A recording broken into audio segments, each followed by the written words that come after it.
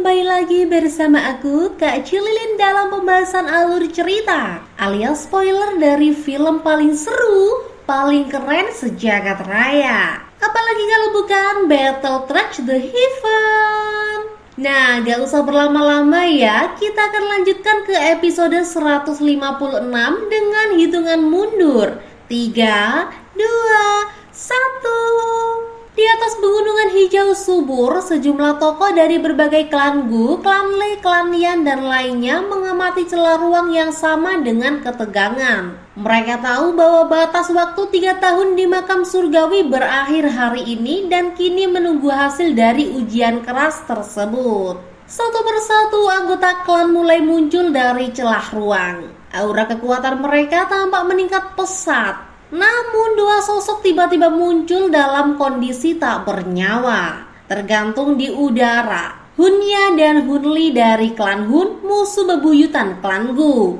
Kematian keduanya menjadi bahan bisik-bisik di antara para tetua klan Gu yang merasa lega sekaligus penasaran. Hou Xuan dan Hou Zi, dua tokoh penting klan Gu, merenungkan fakta bahwa Hunya dan Hunli tampaknya telah mati sebelum waktu ujian berakhir. Mereka teringat kabar bahwa kedua musuh itu hendak menyerang Sun Er saat di makam surgawi. Namun kematian mereka terasa misterius. Jika benar Xiaoyan dan Sun Er yang membunuh mereka, hal itu sungguh luar biasa. Sebab keduanya jika bergabung pun sulit dikalahkan bahkan oleh Dozun kelas 9. Saat diskusi berlangsung, celah ruang lain terbuka dan 4 sosok kuat dari kelompok Guk yang keluar dengan nafas berat akibat pelatihan 3 tahun yang keras. Mereka terkejut melihat mayat Hunya dan Hunli. Guhua dan Guzan saling bertukar pandang dan berkesimpulan bahwa hanya Xiaoyan dan Sun Er yang mungkin mampu membunuh dua musuh licik itu. Penatua Hou Xuan tidak menyerang dan mereka sendiri juga tidak melakukannya. Sementara itu mata semua orang tertuju pada ruang di depan yang mulai beriak. Dua sosok perlahan melangkah maju di udara, Xiaoyan dan Sun Er. Keduanya muncul dengan aura yang jauh lebih kuat dibandingkan sebelumnya. Mereka disambut dengan bisik-bisik kagum dan ekspresi terkejut oleh semua yang melihat. Kekuatan mereka yang meningkat pesat menjadi tanda bahwa perjalanan di makam surgawi telah memberikan hasil besar. Namun ada ketegangan tersisa. Banyak yang bertanya-tanya apakah Xiaoyan benar-benar mampu memenuhi harapan besar yang dipasang pada pundaknya, terutama setelah kehilangan dua musuh besar seperti Hunya dan Hunli yang sebelumnya sangat sulit dikalahkan. Di tengah sorotan dan tekanan itu, Xiaoyan dan Sun Er melangkah dengan mantap, siap menghadapi tantangan berikutnya yang menanti di luar makam surgawi. Tantangan yang bisa menentukan nasib klan mereka dan mungkin dunia yang lebih luas. Di hadapan ratusan pasang mata, sosok pria dan wanita itu perlahan keluar dari ruang kosong, berdiri tegak di langit luas. Angin lembut menerbangkan pakaian mereka, menimbulkan kesan sepasang kekasih abadi. Wanita berbaju hijau itu adalah Sun Er, sosok terpenting dalam klan Gu. Sementara pemuda berambut hitam di sampingnya adalah Xiaoyan, yang kini aura kekuatannya telah mencapai puncak Dozun bintang 8. Melonjak 3 tingkat hanya dalam setengah tahun terakhir.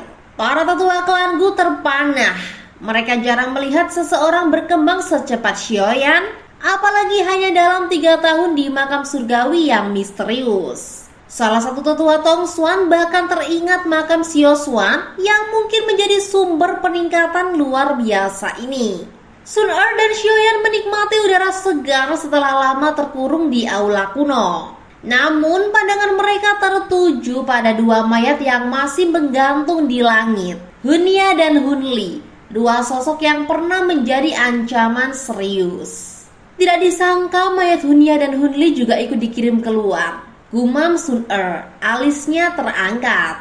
Saat itu, Hou Xuan dan Hou Zi datang menghampiri Xiaoyan. Hou Xuan tersenyum, memuji perkembangan kekuatan Xiaoyan yang kini sebanding dengannya, puncak Dozun bintang 8. Mereka berbincang santai, sementara kelompok Guqiang yang tiba memberi ucapan selamat kepada Xiaoyan. Namun Guqiang juga mengomentari nasib malang Hunya dan Hunli yang telah tewas. Ini mungkin ada hubungannya dengan Xiaoyan dan Sun-er, ujar Guqiang pelan. Tapi ada masalah. Lan Hun telah menunggu untuk menyambut mereka. Tiba-tiba dua kabut hitam melesat turun dari langit dan berubah menjadi dua pria tua berjubah hitam. Mata mereka merah membara, penuh amarah. Mereka adalah Hunlin dan rekannya, anggota klan Hun yang murka atas kematian Hunya dan Hunli.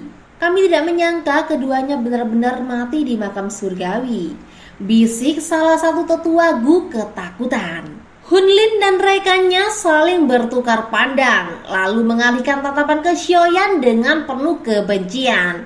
"Xiaoyan!" teriak mereka serentak. Salah satu pria tua itu meluncurkan serangan cepat. Rantai hitam bercahaya dingin melesat ke arah Xiaoyan, mengeluarkan aura gelap yang menakutkan. Tanpa ragu, Xiaoyan maju, membalut tangannya dengan api ungu kecoklatan yang membakar ganas. Ia menggenggam rantai itu dan membalas dengan serangan api yang menghancurkan rantai, membuat angin kencang berhembus di sekitar. Hunlin mundur selangkah, terkejut dengan kekuatan Xiaoyan yang kini tak bisa dianggap remeh. Xiaoyan menertawakan sikap sombong lelaki tua itu, mengatakan bahwa alam Gu bukan wilayah klan Hun. Penatua Tong Xuan ikut menegur Hunlin, mengingatkan bahwa mereka kehilangan nyawa di wilayah klan Gu. Namun Hunlin membalas dengan kemarahan. Ia menuntut balas atas kematian Hunya dan Hunli, menyalahkan klan Gu. Xiaoyan tetap tenang menanggapi ancaman itu dengan dingin. "Aku akan ingat kata-katamu." Sun-er menambahkan bahwa makam surgawi adalah tempat berbahaya, dan jika tidak ada bukti bahwa Xiaoyan membunuh Hunya dan Hunli, maka klan Hun tidak boleh sembarangan menyerang. Ia juga menyinggung bahwa Hunya dan Hunli pernah diam-diam menyerang klan Gu, menimbulkan kecurigaan. Wajah Hunlin dan rekannya berubah gelap. Mereka mencoba membalikkan keadaan, tapi jelas bahwa mereka kewalahan menghadapi Sun-er dan Xiaoyan.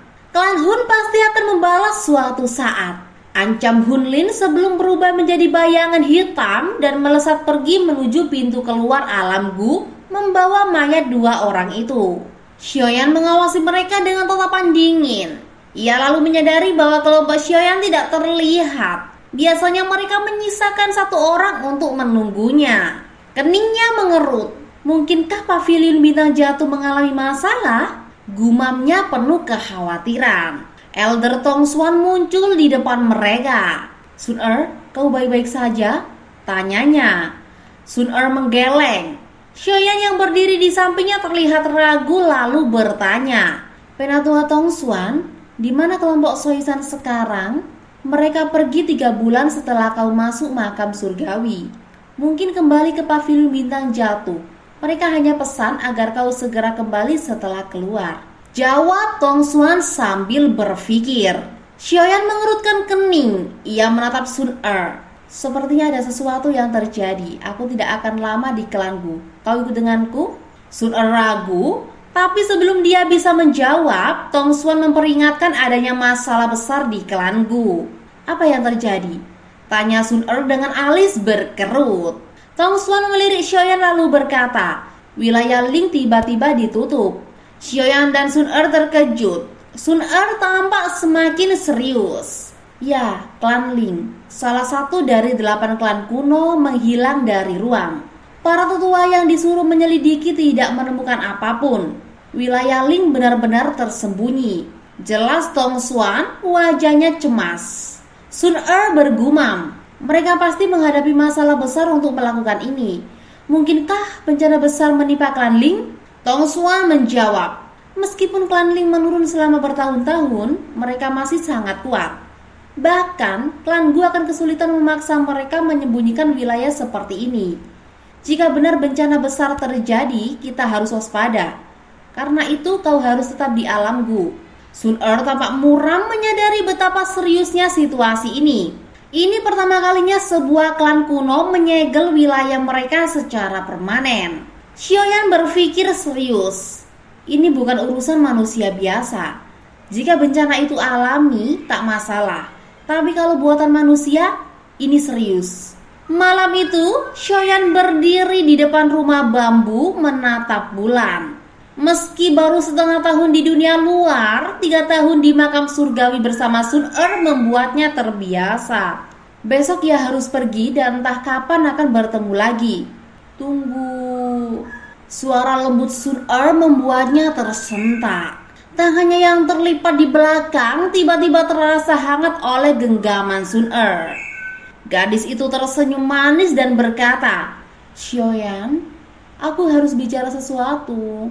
Shoyan ragu lalu bertanya, "Ini soal Chilin bukan?" Sun Er mengangguk. "Aku khawatir tentang anggota klanku. Aku selalu dapat kabar termasuk tentang Chilin." Kehangatan mengalir di hati Shoyan. Sun Er tampak gelisah, berbeda dari biasanya yang fasih. Shoyan sadar memeluk wanita sehebat Sun Er adalah anugerah besar yang sulit ia nikmati dengan cara biasa. Sun Er bergumam, "Aku dulu marah, tapi aku tak bisa melupakanmu. Aku tak akan melepasmu begitu saja." Tiba-tiba, tanpa ampun, Sun Er menggigit dada Shoyan. Meski menyakitkan, ia tak berani bergerak takut menyakiti Sun Er. "Mari kita lihat kau berani selingkuh lagi atau tidak," ucapnya menantang, lalu memperlihatkan wajah cantiknya yang kini terlihat garang. Shoyan yang merasa terbakar oleh api hasrat, Sun Er sempat memberontak tapi akhirnya membiarkan dirinya dimanjakan. Di bawah sinar bulan, mereka menyatu dalam kehangatan yang mematikan, membuat bulan pun seolah malu bersembunyi di balik awan gelap. Tiba-tiba batu pelan dari hutan bambu mengagetkan mereka. Seolah tersengat listrik, mereka segera terpisah dan melihat kepala klan Gu Yuan berdiri di kejauhan. Wajah Sun Er yang merah membara berubah makin merah.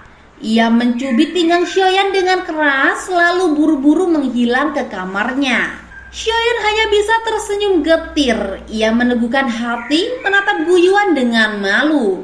Gu Yuan berdiri di balik rimbun bambu, menatap wajah Shoyan yang sedikit malu. Matanya kemudian menyapu ke rumah bambu yang sunyi. Meski ayah dari Sun Er, ini pertama kalinya ia menyaksikan anaknya begitu dekat dengan seorang pria. Sebuah desahan keluar dari bibirnya. "Kau sudah bertemu dengan Xiaoswan bukan?" Gu Yuan bertanya pelan sambil melangkah ke bawah sinar bulan mendekati Shoyan. Shoyan agak terkejut lalu menjawab singkat, "Ya, aku pernah bertemu dengannya." Gu Yuan menatap tajam. "Aku bisa merasakan kekuatan garis keturunan dalam tubuhmu. Kemungkinan besar itu adalah garis keturunan terakhir klan Xiao. Xiaoswan berkorban besar mengubah dirinya menjadi penjara abadi demi melindungi benih terakhir klan kami." Gu Yuan termenung, ia tahu betapa berat beban itu. Makam surgawi adalah penjara kuat tempat jiwa-jiwa mereka terkunci, hidup dalam kesepian tanpa akhir. "Apakah tidak ada cara membebaskannya?" tanya Shoyan dengan suara lembut. Gu Yuan menggeleng pelan. "Makam ini diciptakan oleh The Legendaris. Hanya sosok selevel itu yang mampu menembusnya. Aku sendiri tak sanggup." Gumam Shoyan. Ia terdiam sejenak lalu tersenyum getir. Keberadaan para Dodi memang seperti mitos, makhluk setingkat dewa yang membuat manusia biasa terasa seperti semut di bawahnya. Gu Yuan juga terdiam. Mereka adalah penguasa benua ini. Entah benar atau tidak, tapi mereka seperti dewa yang mengawasi segalanya dari ketinggian. Shoyan bergumam lagi. "Besok aku akan pergi. Tapi bagaimana dengan keadaan alam Ling? Apa penyebab perubahan di sana? Apakah itu ulah manusia atau bencana alam?" Gu Yuan mengernyit. "Kita belum yakin, namun klan Ling adalah faksi kuat, tidak mudah digoyahkan. Mungkin bukan ulah manusia, tapi klan Hun terlalu misterius. Sulit dibayangkan mereka melancarkan serangan sebesar itu tanpa diketahui." Shoyan mengangguk pelan, keraguannya semakin bertambah. Jika bukan manusia, lalu siapa? Jika bukan serangan, mungkinkah bencana alami? Gu Yuan mengakhiri pembicaraan dengan nada berat. Ini bukan urusanmu, fokuslah pada janjimu. Garis keturunanmu penting bagi klan Gu. Jika terjadi sesuatu, para tetua akan sangat murka. Xiaoyan tersenyum pahit dan mengangguk. Gu Yuan perlahan menghilang dalam kabut malam. Keesokan paginya, pegunungan yang semulanya sunyi mulai bergemuruh. Angin berhembus kencang membawa kehidupan kembali. Xiaoyan dan Sun Er melangkah keluar dari rumah bambu menuju tepi pegunungan. Di sana, kapal-kapal perang besar melayang di udara, diselimuti awan gelap bergulung-gulung memberi kesan angker dan kokoh. Mata Xiaoyan menelusuri kerumunan. Ling Quan, Lin Shu, dan para ahli muda klan Gu hadir. Namun banyak dari mereka menunduk, menghindari tatapan Xiaoyan diliputi rasa takut dan hormat. Kekuatan Xiaoyan yang kini telah mencapai puncak Dozun bintang 8 membuat mereka sadar betapa jauhnya jarak mereka. Satu-satunya yang mungkin bisa menandinginya hanyalah Sun Er atau Gu Qiang. Tiba-tiba, Xiaoyan menangkap tatapan tajam dari kejauhan. Di puncak gunung berdiri Gu Yao, rambut hitam putihnya mudah dikenali. Tatapan mereka bertemu tapi tak ada permusuhan.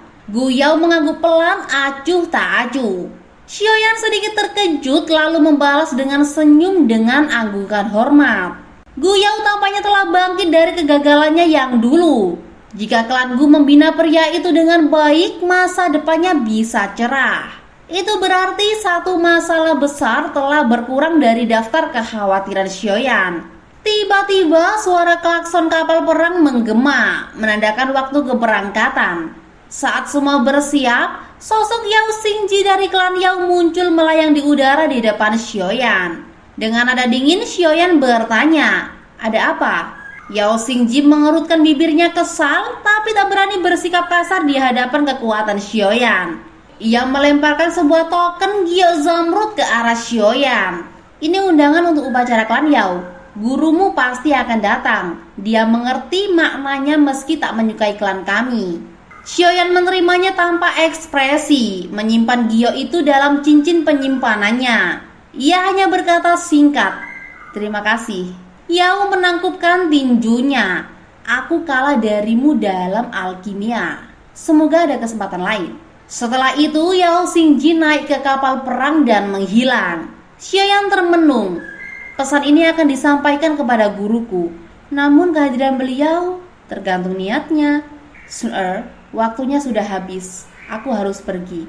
Xiaoyan menoleh menatap gadis itu dengan lembut. Sun Er tersenyum tipis. "Jaga dirimu." Xiaoyan mengangguk. Ia melompat naik ke kapal perang dan menghilang di antara awan dan kabut. Sun Er menghela nafas sepi, menatap ke arah kapal yang membawa Xiaoyan pergi. Suara sirine kapal perang menggema semakin keras. Awan gelap berputar-putar. Kapal-kapal itu perlahan berubah menjadi pusara dan akhirnya meninggalkan alam Gu dengan kecepatan tinggi. Di tengah kota suci Gu, danau jernih berkilauan diterpa sinar matahari. Tiba-tiba retakan spasial besar muncul di udara memecah ketenangan. Banyak sosok manusia keluar cepat dari celah itu dan mendarat di tanah. Kota yang tadinya sunyi langsung hidup kembali. Xiaoyan muncul dari celah spasial di sebuah gedung. Tanpa menunggu sambutan dari klan Gu, ia langsung terbang menuju gerbang kota. Para ahli klan Gu seolah mengabaikannya, membiarkannya pergi tanpa gangguan. Begitu sampai di luar kota, Xiaoyan berhenti di udara. Ia menatap luasnya dataran tengah yang membentang hijau hingga ke cakrawala. Energi di dataran tengah terasa lebih padat dibanding alam Gu. Namun ada kebebasan yang sulit dijelaskan. "Sekarang aku harus cepat kembali ke pavilion bintang jatuh," gumamnya. Ia mengeluarkan peta, lalu tubuhnya berubah menjadi cahaya, melesat ke utara dengan kecepatan luar biasa. 5 hari kemudian, dengan bantuan lubang cacing spasial, Xiaoyan sampai di wilayah pavilion bintang jatuh. Di wilayah itu, aura para ahli terasa kuat. Beberapa kota penting dijaga oleh 2 hingga 3 dozun elit. Namun dengan Yalau sebagai penguasa pavilion, mengumpulkan para ahli ini bukanlah perkara sulit. Xiaoyan lega karena tidak menemui gangguan selama perjalanan. Ia terus melaju hingga mencapai pegunungan pavilion bintang jatuh. Tubuhnya kembali berubah menjadi cahaya dan menyerbu masuk ke dalam alam bintang. Di dalam alam bintang, suasana sangat damai. Meski lebih kecil dari alamku, tempat ini seperti kota besar dengan kapasitas lebih dari 100.000 orang. Murid-murid pavilion berbaris tertib. Latihan mereka menggema bagaikan guntur. Bangunan-bangunan baru berdiri di atas pegunungan yang dulu sulit dijangkau. Tiba-tiba seberkas cahaya melesat liar di langit menuju gunung utama dengan kecepatan luar biasa. Para tetua pavilion muncul di udara mencoba menghentikannya. "Siapa berani membuat onar di alam bintang?" teriak mereka. Namun cahaya itu tak melambat, bahkan mempercepat lajunya. Ia menembus ruang yang dibekukan para tetua dan muncul di belakang mereka, bak hantu. Sosok itu tertawa sinis, seorang pemuda berjubah hitam dengan rambut gelap yang perlahan muncul. "Baru setengah tahun aku pergi, pertahanannya sudah sangat ketat," katanya santai. Para tua menatapnya serius, mereka tak berani meremehkan pemuda ini. Tekanan yang ia pancarkan hanya segelintir elit yang mampu merasakannya. Perhatian para murid langsung tertuju ke langit. Mereka tercengang melihat 10 tetua tamu tak mampu menghentikannya. Xiaoyan tersenyum getir melihat keraguan di mata mereka. Setengah tahun pergi dan nyaris tak ada yang mengenalnya.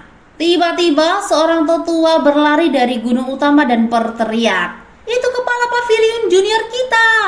Teriakan itu mengejutkan para murid dan tetua tamu. Mata mereka memancarkan ketidakpercayaan. "Dia kepala pavilion junior yang terkenal itu.